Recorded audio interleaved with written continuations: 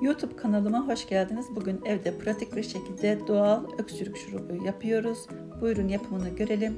Yaklaşık 5 gram kadar taze zencefili gösterdiğim şekilde kabuklarını çıkaralım.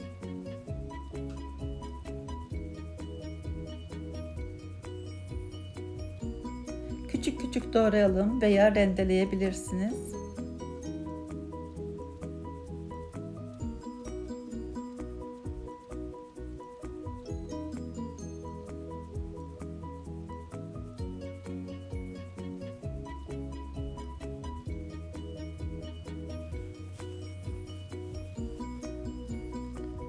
Bir tane büyük portakalın öncesinde tabii yıkadım. Üzerinden biraz kesiyorum. Şöyle bir kapak şeklinde çıkardım. Daha sonra ortasını gösterdiğim şekilde oyuyorum.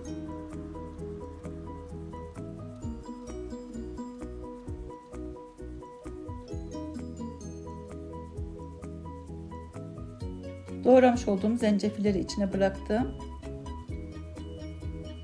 Düzgün dursun diye bir bardağın içine bıraktım. 4-5 tane karabiber ekliyorum. Ve 3-4 tane de karanfil içine bırakıyorum.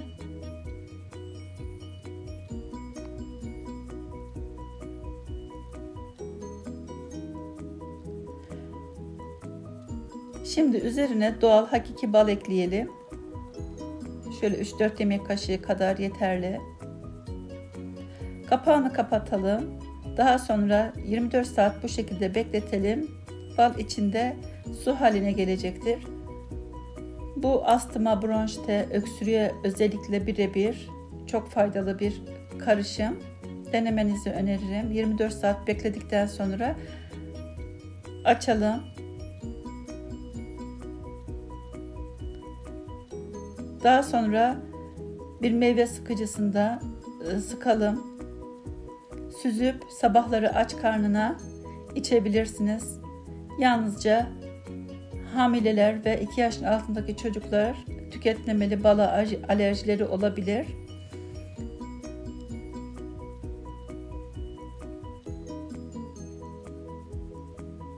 Buraya kadar da izlediğiniz için teşekkür ediyorum. Tarifimi de beğendiyseniz beğen tuşuna basıp abone olursanız sevinirim.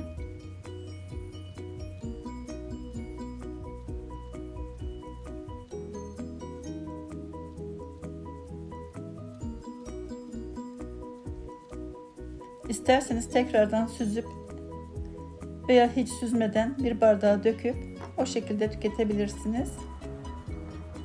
Herkese afiyet şifa olsun. Başka videolarda görüşmek üzere. Hoşça kalın.